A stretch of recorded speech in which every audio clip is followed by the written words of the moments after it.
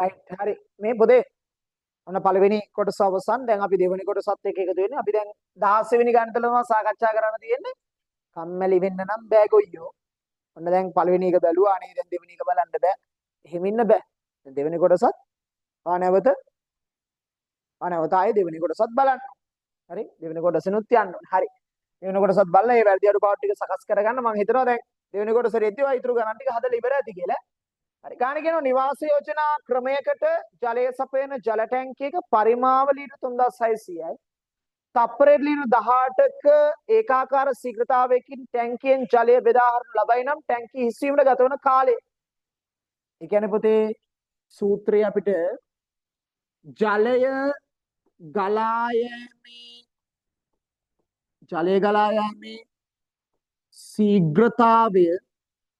ශීඝ්‍රතාවය සගේ අකුරු ලස්සනයි. ඉස්කෝලේ චූටි කාලේ ටීචර්ලා හදපු ලස්සන තමයි. ජලය ගලා යෑමේ ශීඝ්‍රතාවය සමානයි ගලා ජල පරිමාව බෙදීම ගත වූ කාලය නොමන එන්නේ නේ. ජලය ගලා යෑමේ ශීඝ්‍රතාවය කිය තප්පරයට ලීටර් 18යි. ඒ කියන්නේ 18යි තප්පරයට ලීටර් LS ඍණ 1 සමානයි ගලා ජල පරිමාව. ගලා ගිය ජල පරිමාව කීයද? 3600යි ලීටර්. ගත වූ කාලය ටයිම් එක අපි දන්නේ නෑ ගොයියෝ. ටයිම් එක යටින් දානවා T. හරිම ලේසි. easy. very easy. මොකද කරන්නේ? මේ දෙන්න මාරු කරන්න. ඔය දෙන්න මාරු කරන්න. T මෙතනට දාන්න. හරි? ටයිම් එක මෙතනට දාන්න. 3600යි ලීටර් බෙදීම 18යි LS ඍණ 1 මෙතනින් දාන්න. L ට L මොකද වෙන්නේ? කැපෙනවා. ගතවන කාලය තප්පර කීයද කියලා නෑ. 18ට 18 1යි 36ට 18 2යි. පුතේ හොඳට මතක තියාගන්න ඍණ බලයක් උඩට යද්දි මොන බලයක් වෙනවද? ධන බලයක් වෙනවා. එහෙනම් පුතේ මේ හිතන්න කරන්න කිසි දෙයක් නෑ. මේ S ගේ ඍණ බලය උඩට යද්දි ධන බලයක් වෙනවා S වෙනවා. ඒ කියන්නේ ධන තප්පර වෙනවා. හරි තප්පර ඍණ එකේ බලය ධන බලයක් වෙනවා. උඩ තියෙන කීයද? 200යි. ඒ කියන්නේ පුතා තප්පර කීයද? තප්පර 200යි. ආයෙ බලන්න තප්පරේ ලීටර් 18යි 3600යි ලීටර්. ඒක බෙදුවා කාලෙන් T. දැන් මේක හදාගන්න විදියක් නැහැ. අර ස්කූලේ දෙක වැඩි කරා T මෙතනට ගත්තා 18 මෙතනට ගත්තා 3600 18න් බෙදුවා 18ට 1යි 36ට 2යි. ඒ කියන්නේ 200යි L ට L කැපුණා. ඍණ බලය උඩට ගෙනිච්චා. ධන බලයක් වුණා 200යි තප්පර. ඔච්චරයි. right ඊට පස්සේ අපිට ගාන කියනවා මෙන්න මෙහෙම කතාවක්. ආයි දන්නකො මෙහෙම x කියා කියන්නේ අහන්න. මේ පාද දෙක මෙන්න මේ කෝණ දෙක මොකද වෙන්නේ? මේ පාද දෙක සමාන නිසා කෝණ දෙකත් සමානයි. එහෙනම් මෙහා 70 නම් මේ දෙන්න කීය වෙන්න ඕනේ? 3ේම එකතු 180 වෙන්න ඕනේ. 180 මෙන්න මේ කෝණය අඩු කරෙන් පස්සේ 110යි. එහෙනම් එක සමසේ බෙදන්න දෙපැත්තට. මෙහා කීයද? 55යි. මෙහාත් 55යි. ඇයි 180 මේ 70 අඩු කරාම 110යි. 110යි දෙකට බෙදුවාම 55යි. මට දැන් කියන්න සරල රේඛාවක් මත පිටිබද්ධ කෝණ කීයද? සරල රේඛාවක් මත පිටිබද්ධ කෝණ කීයද? 180යි. ඒ කියන්නේ 55 ධන x සමාන 180. මේ 55 දාන පුතා මේ පැත්තට. එතකොට x සමාන 180 ඍණ 55යි. එහෙනම් x සමාන 180න් 55ක් ගියාම කියලා 180න් 50ක් අඩු කරන්න 130යි. ඒකෙන් 5ක් අඩු කරන්න 125යි. එහෙනම් අංශ කීයද? 125යි. තේරුණානේ? right අපි යනවා 18 වෙනි ගානට. දවා මම මේක ඉක්මනට යවුවට ඔයා ඔක ස්ටොප් කරලා ගාන ලියාගෙන ඕනේ ඊගාව ගානට යන්න. හරි? මම මේක ඉක්මනට යවන්නේ මම මේක වීඩියෝ ක්ලාස් එකක් නිසා ලයිව් එකක් නෙමෙයි. ලයිව් එකේදී නම් වෙලාව දෙන්න. තව ඉස්සරහට ලයිව් ටිකක් කරමු. right පන්තියක සිටින සිසුන් 40කගෙන් වඩාත් කැමැතිම ක්‍රීඩාව පිළිබඳ විමසා ලබාගත් තොරතුරු අනුව අඳින ලද සම්පූර්ණ වට ප්‍රස්ථාරයක් රූපයේ දැක්වේ. ඒ අනුව ක්‍රිකට් ක්‍රීඩාවට කැමැති සිසුන් ගණන සොයන්න.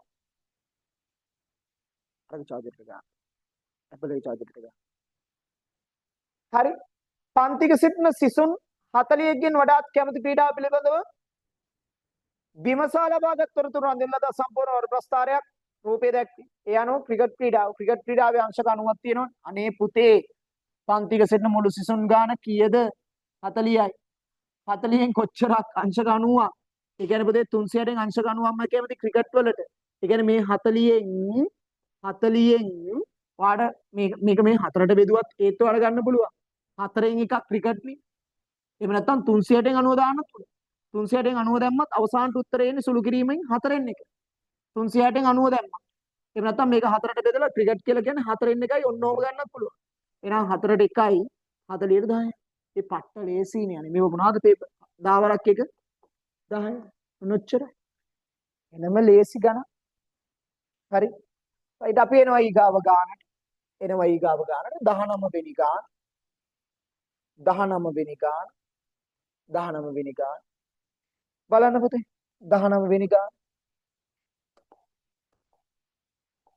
19 වෙනි ගාන. x ධන දැන් බලන්න මේක වැඩ කරනවා වැඩ. x ධන 2y සමානයි 8 x සමානයි 2 නම් y යගේ සම. x වෙනුවට අපි කීයද දාන්නේ 2. ඔන්න දැන් මේ සමීකරණයම ලියන්න x වෙනුවට 2 දාන්න. එහෙනම් 2 ධන 2y සමානයි 8. එහෙනම් මේ ධන දෙක මොකද කරන්නේ? y තනි කරගන්න එහා පැත්තට දාන්න. එහෙනම් 2y සමානයි 8 ධන දෙක එහා පැත්තට ගියාම ඍණ 2ක්. එහෙනම් 2y සමානයි 8න් 2ක් ගියාම 6යි. දැන් මොකද කරන්නේ දෙපැත්තම? y තනි කරගන්න. ආන දෙපැත්තම දෙකෙන් බෙදෙනවා. දැන් මම මේ කැමරා කරන අයියගෙන් අහනවා මොකද කරන්නේ? එතකොට මේ දෙකට මේ දෙක කැපෙනවා. එතකොට y සමානයි 2ට 2 1යි 6ට 2 3යි. එහෙනම් y සමානයි කීයද පුතේ? 3යි 3යි 3යි. අන්න ගණන්. ඔය තමයි ගණන්. රූපයේ දැක්වෙන xy z සහ lmn ත්‍රිකෝණ අංග සමදේ. ඒගොල්ලෝ කියනවා නම් ඉතින් හරි. නේද? ඒගොල්ලෝ කියනවා නම් හරි. ඉතින් හරිනේ මේ. මේ පාදෙට මේ පාදෙ මොකද වෙන්නේ? සමානයි. පා හරි. මේ කෝණය මොකද වෙන්නේ? කෝත් හරි. මේ පාදෙට මේ පාදෙ මොකද වෙන්නේ? සමානයි. හරි. මේ පාදෙට මේ පාදෙ සමානයි. පා කෝ පා කෝ පා එන්එල්හි අගස අංග සම අවස්ථාවලිය මොකද්ද? පා කෝ පා ඔච්චරයි අවස්ථාව. පා කෝ පා එන්එල්එම් එන්එල්එම් සෙන්ටිමීටර 10ට ඉස්සරහින් තියෙන කෝණය එන්එල්එම් කියලා කියන්නේ. සෙන්ටිමීටර 10ට ඉස්සරහින් තියෙන කෝණය කියන්නේ අංශක 80. එහෙනම් එන්එල්එම් කෝණය කීයද? 80. මේක නිකන් චූටි ළමයි අර හදන්නේ මේ චූටි ළමයි නිකන් යා කිරීම කරනවා වගේ. සෙන්ටිමීටර 10ට ඉස්සරහින් තියෙන කෝණයට සෙන්ටිමීටර 10ට ඉස්සරහින් තියෙන කෝණය සමාන එන්එල්එම් කියලා කියන්නේ සෙන්ටිමීටර 10ට ඉස්සරහින් තියෙන කෝණය. ඔච්චර. හරි අපි යනවා 21 වෙනි ගානට. 21 වෙනි ගානට යනවා. අනුක්‍රමණය. මේ ගාන මේ හැමෝම පොඩ්ඩක් දැඩි අවධානයක් දීලා අහන්න ඕන ගානක් පුතේ. මොකක්ද දන්නවද? මේක මේ ගොඩක් අයට බැරි ගාන, ගොඩක් අයට අමාරුයි කියන ගානක්. ඒ වුණාට හරිම ලේසි. ඒක හරියට අහගෙන ඉන්න. හරියට ඔලුවට දාගන්න. ඔයාලටම තේරෙයි මේ ගාන අමාරුද නැද්ද මං කියන්නේ මෙච්චරයි. මේවට අපි කියනවනේ පුතේ ඛණ්ඩාංක කියලා. මේවට අපි කියන නම මොකද්ද? ඛණ්ඩාංක. මේ ඛණ්ඩාංකයේ මුලින්ම ලියන්නේ x කියාගේ ඊට පස්සේ ලියන්නේ y කියාගේ. මෙන්න මේ ලක්ෂයේදී x කියාගේ බිඳුවේදී y කියාගේ 3යි කියලානේ මෙතන කියවෙන්නේ. මේ ලක්ෂයේදී x ඛණ්ඩාංකයේ 2යිලු y ඛණ්ඩාංකයේ 7යිලු xy. ඔය දෙක වලට තේරුණානේ ඛණ්ඩාංක දෙක x කියන්නේ මෙයා y කියන්නේ මෙයා. වැඩේ කොටනේ. හරි. දැන් ඔලුව කාකා නාය ආරාද පිට කාකා ඉන්න එපා. උතර කොන්ද ගෙලින් කරලා වතුර ටිකක් දීලා හරියට ආගන්න. හරි හරියට ඔලුවට දාගන්න. right. මේ ඛණ්ඩාංක දෙක ගන්න තියෙන්නේ. මේ ඛණ්ඩාංක දෙකේ ප්‍රස්ථාරයක සාධාරණ සමීකරණය මේ ප්‍රස්ථාරය ගැන සරල රේඛාවක සාධාරණ සමීකරණය වෙන්නේ පුතා y සමානයි mx ධන c y සමානයි mx ධන c. හරි. sorry අනුක්‍රමණය අහන්නේ. අනුක්‍රමණය කොහොමද ගන්නෙ? අනුක්‍රමණය කියන්නේ m ටනේ. අන්තක්ඛණ්ඩය කියන්නේ c. මෙයා අන්තක්කණ්ඩය අන්තක්කණ්ඩය අන්තක්කණ්ඩය මෙයා අනුක්‍රමණය මෙතන අනුක්‍රමණය හරි අනුක්‍රමණයක් කොහොමද වෙන්නේ y කණ්ඩායක දෙක අතර වෙනස බෙදනවා x කණ්ඩායක දෙක අතර වෙනස x කණ්ඩායක දෙක අතර වෙනස හරි ඔය ගාන හදාගන්න මම චුට්ටක් ඉන්නේ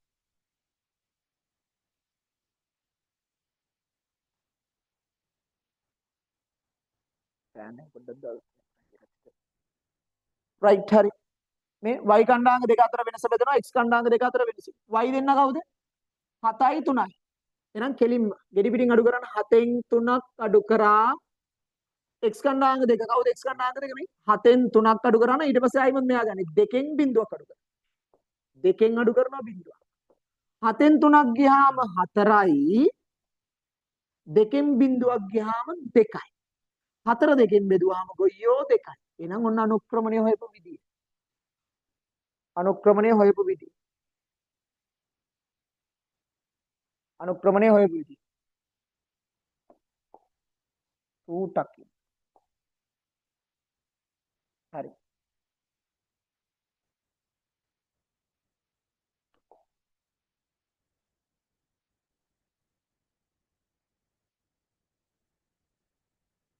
right අනුක්‍රමණය හොයපු විදිය වඩා ආයේ බලා ගන්න ඕන නම් අපි මම ආයේ කියන්න m සමානයි m සමානයි ආයේ බලන්න m සමානයි y කණ්ඩායක දෙක අතර වෙනස y කණ්ඩායක දෙක අතර වෙනසින් බෙදනවා x කණ්ඩායක දෙක අතර වෙනස x කණ්ඩායක දෙක අතර වෙනස y දෙන්නගේ වෙනස බෙදන්න ඒ කියන්නේ y කියන්නේ 7යි 7න් 3ක් අඩු කරන්න 7න් 3ක් අඩු කරන්න x කණ්ඩායක දෙක කියලා කියන්නේ 2යි බිඳුවයි ඒ කියන්නේ දෙකෙන් බිඳුවක් අඩු කරන්න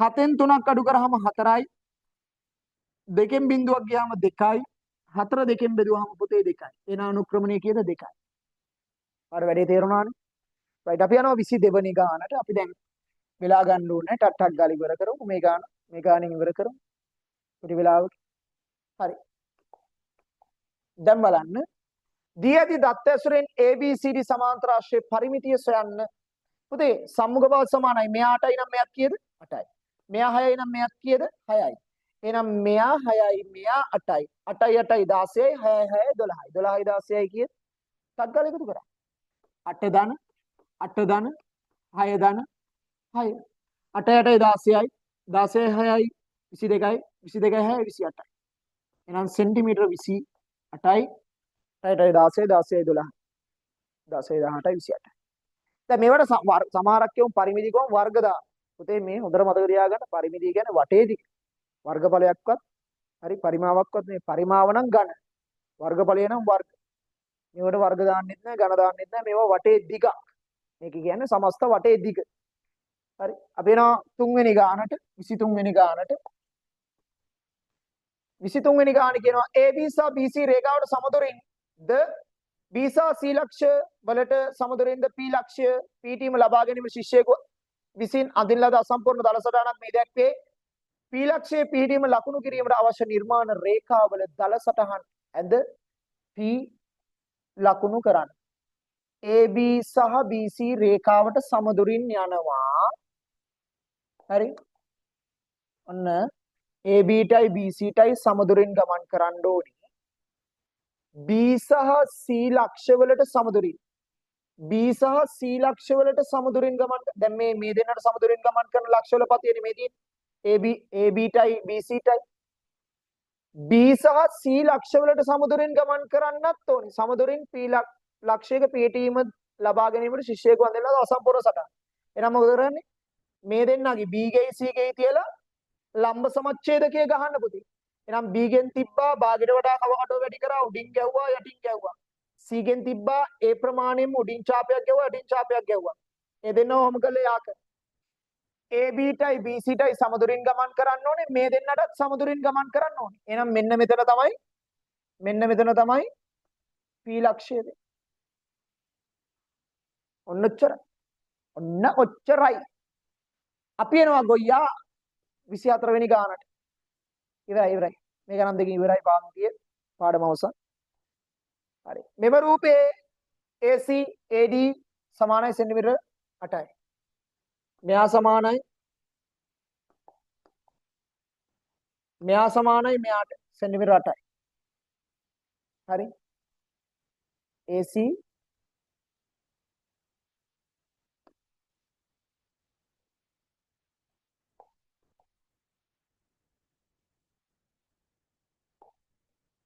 හරි. මේ බලන්න. AC සමානයි AD සෙන්ටිමීටර 8යි. හරි. ඊට පස්සේ කියනවා දිය තොරතුරු අනුව x අගය සොයන්න. එතකොට මේ ත්‍රිකෝණයක පාදයක් දික් කිරීමෙන් සෑදෙන බාහිර කෝණය අභ්‍යන්තර සම්මුඛ කෝණයට සමානයි. ඒ කියන්නේ මෙයයි මේ ත්‍රිකෝණයක් මේ තියෙන ත්‍රිකෝණේ ඔන්න පාදයක් දික් කරලා තියෙනවා. ඒ බාහිර කෝණය අභ්‍යන්තර සම්මුඛ කෝණ දෙක එකතුවට සමානයි. මෙයා 60යි මෙයා 25යි නම් 60යි 25යි කියද 85යි. එහෙනම් මෙයා කියද 85යි. මෙයා කියද 85යි. එහෙනම් මෙයා 85යි නම් මෙයාත් කියද 85යි. ඇයි මේ පාද දෙක සමානයි. ඒවයි සම්මුඛ කෝණත් මොකද වෙන්නේ සමානයි. එහෙනම් x සමානයි කියද? x සමානයි 85යි අංශක. හේතුව මොකද්ද? AC සමානයි කාටද? AD නිසා මොනොච්චරයි. විසඳන්න තියෙන්නේ හරිම ලේසි. මොකද කරන්නේ අපි? අර හරස් ගුණිතේ වැඩි කරන්නත් පුළුවන්. හරි? හර දාන්නත් පුළුවන්. ඒ කියන්නේ මෙයා මෙතන දාලා මෙයා උඩට ගේන්නත් පුළුවන්. හරි? එහෙම නැත්නම් දෙපැත්තම 2x කින් වැඩි කරන්නත් පුළුවන්. මෙයා පැත්තත් 2x කින් වැඩි කරා මේ පැත්තත් 2x කින් වැඩි කරා. හරි? 2x to 2x කැපුණා 3 සමානයි. දෙවරක් 2x පහෙන් වැඩි වුණාම 10යි x වෙනවා. දෙපැත්තම 10න් බෙදෙනවා. 10ට 10 කැපෙනවා. එතකොට x සමානයි 10න් 3යි කියලා උත්තරේ. හරි? right. එහෙනම් උතරින් අපිට ඉවර කරන්න පුළුවන්. හරි? 2x තනි කරගන්න. right ඕක. මේකෙදි පුතා මේ දෙපැත්ත මාරු කරන්න බෑ. මෙයාගේ හරය අරගෙන එහෙම හරහට වැඩි කරන්න පුළුවන්. හරය අරගෙන හරහට වැඩි කරන්න පුළුවන්. එහෙම නැතුව මාරු කරන්න බෑ. පහ මෙතනට ගෙනල්ලා දෙක මෙතනට දැම්මොත් ගාන හැදෙන්නේ. හරි? එතකොට හරස් ගුණිතය අරගෙන ගාන හදන්න පුළුවන්.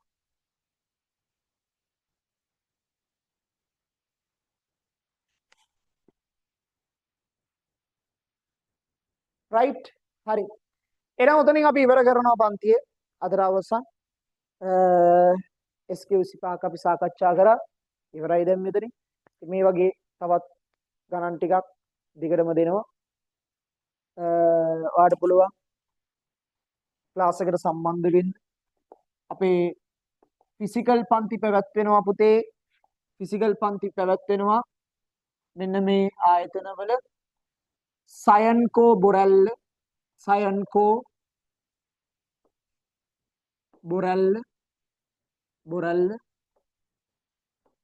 ඊට පස්සේ ශිල්ප උඩුපිල සහස්‍රා වඩුවේගම ඔන්ලයින් තාක්ෂණයෙන් මුළු දිවයිනටම ලංකාවේ ඕනම තැනක ඉඳලා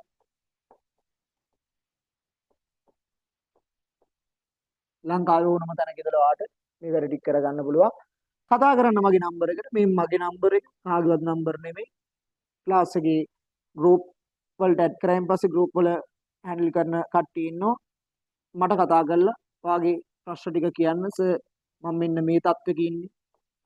මේකෙන් කොහොමද ගොඩ එන්න ඕනේ? මම ඔයාලට ලස්සන ප්ලෑන් එකක් දෙන්නම්. මගේ නම පසිදු අගම්පොඩි. දන්න කට්ටිය දන්නවා, නොදන්න කට්ටිය දැනගන්න.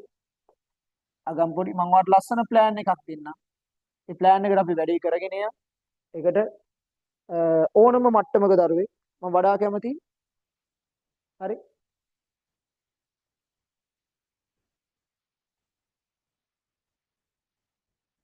හරි.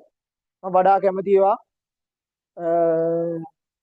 ලකුණු අඩුම දරුවෙක් නම් සම්බන්ධ වෙන්න. මම ඔයාට ඒ වැඩ ටික කරලා දෙන්නම්. ලකුණු අඩුම දරුවෙක් නම් සම්බන්ධ වෙන්නේ.